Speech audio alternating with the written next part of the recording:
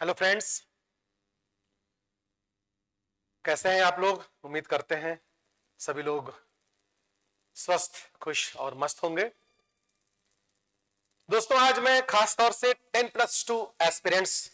के लिए यहां आया हूं। हम सभी इस बात से सहमत होंगे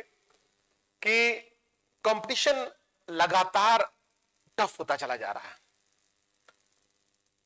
हम लोग का भी एक दौर था और यही वजह है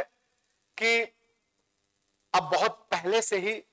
लोग अपने गोल सेट कर ले रहे हैं, उसके लिए सीरियस भी हो जा रहे हैं। हम लोग जहां इंटर तक या उसके बाद सोचना शुरू किए, अब हाई स्कूल या उसके और पहले से भी स्टूडेंट्स अपने गोल सेट कर ले रहे हैं और इसके पीछे पेरेंट्स का भी बहुत बड़ा रोल है। तो मैं पेरेंट्स से भी और खास तौर से 10+2 के जो एस्पिरेंट्स हैं उनसे ये कहना चाहूंगा, क्योंकि इन सब के बावजूद मैं अभी भी देखता हूं जब हमारे यहाँ एडमिशंस के लिए कॉम्पिटिटर्स आते हैं, स्टूडेंट्स आते हैं, तो मैं देखता हूं कि ग्रेजुएशन या पोस्ट ग्रेजुएशन के बाद या ग्रेजुएशन के बाद आते भी हैं, तो अब वो तय कर रहे होते हैं कि हमें इस चीज की तैयारी करनी होती है या करनी है। तो उस समय वो औरों से काफी पिछड़ चुके होते हैं। इसलिए वे छात्र छात्राएं जिन्होंने इस बार 10+2 को क्लियर किया है या पिछले वर्ष भी किया हुआ है, और अगर वो किसी प्रोफेशनल कोर्स जैसे मेडिकल हो गया, इंजीनियरिंग हो गई या कोई और ऐसा कोर्स के अलावा कोर्स कर रहे हैं, ग्रेजुएशन उस स्ट्रीम में कर रहे हैं जैसे बीए, बीएससी, बीकॉम वगैरह, उनके लिए मैं खास तौर से ये कहना चाहूंगा कि वो केवल इन 3 वर्षों में केवल अपने आप को ग्रेजुएशन तक सीमित ना रखें,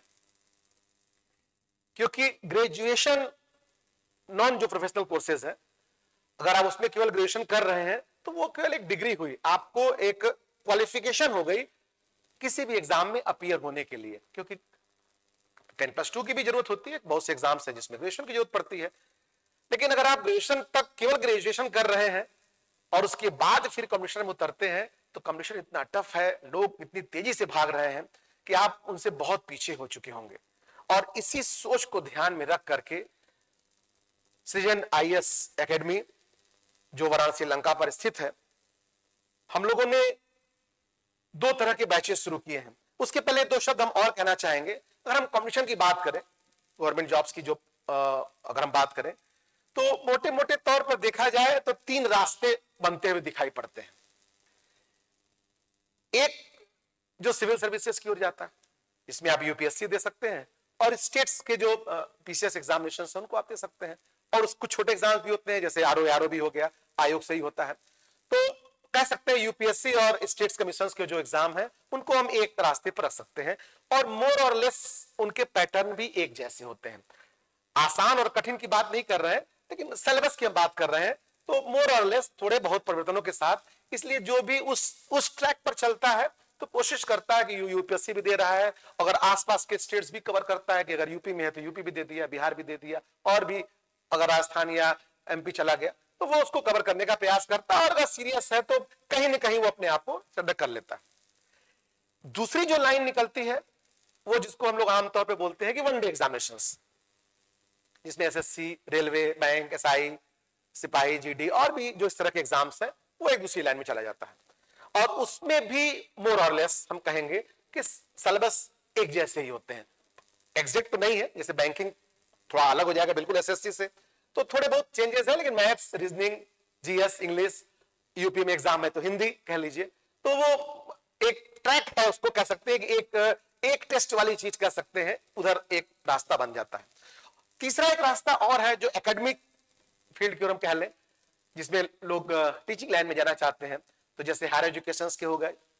जैसे असिस्टेंट प्रोफेसर वगैरह हो गए, या उसके नीचे फिर पीजीटी, टीजीटी या फिर प्राथमिक शिक्षक वगैरह जो वैकेंसीज आती हैं। ये मोटे तौर पर 3 लाइन है। और एक और भी हम कह सकते हैं जो उसमें डिफेंस का जो आपका जोन कह लीजिए, जिसमें एनडीए, सीडीएस है, उसको हम वनडे में इसलिए नहीं रखे क्योंकि वो एग्जाम यूपीएससी लेती है और उसका लेवल हाई है, ठीक है, उसका पैटर्न तो ऑब्जेक्टिव टाइप का वैसा है जैसे वनडे एग्जाम्स होते हैं। तो इनमें से किसी न किसी एक ट्रैक पर अपने आप को पहले लाने के बारे में जरूर सोचना चाहिए। तो मैं खासतौर से 10+2 के एस्पिरेंट्स को, और यही नहीं, हम पेरेंट्स को भी ये करना चाहेंगे, क्योंकि पेरेंट्स एटलीस्ट ये जान रहे होते हैं कि उनके बच्चे में कितनी पोटेंशियल है, तो वो खुद तो नहीं कर सकते, लेकिन एक पेरेंट्स का मेरे नजरिए में एक बहुत बड़ा रोल ये है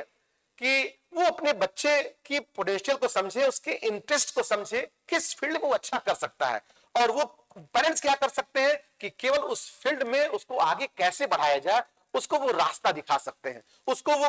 कहां से गाइडेंस मिलेगा वो कर सकते हैं, करना बच्चे को है, लेकिन पेरेंट्स का रोल भी काफी यहां महत्वपूर्ण है। तो हम 10+2 एस्पिरेंट्स ये कहना चाहेंगे कि अगर आप सिंपल ग्रेजुएशन कर रहे हैं तो आप इसी के साथ इन 3 वर्षों में 2 से 3 घंटे अगर आप अतिरिक्त समय दें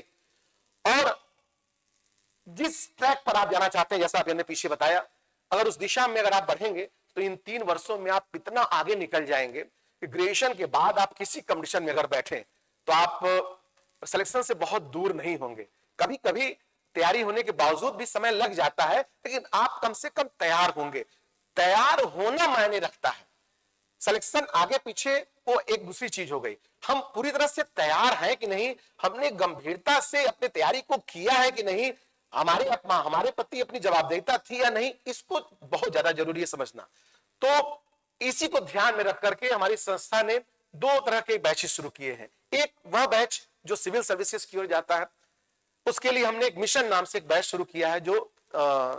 3 वर्षीय है, 3 इयर्स का होता है, और हमने तीनों वर्ष के लिए अपना एक स्ट्रेटजी बना लिया है ताकि जब आप ग्रेजुएट हो बाहर निकले तो आप प्री मेंस इंटरव्यू के लिए इस कदर तैयार हो एटलीस्ट कि ना पहले साल तो दूसरे साल आप मेंस इंटरव्यू दे रहे हैं और फाइनल सिलेक्शन ले रहे हैं।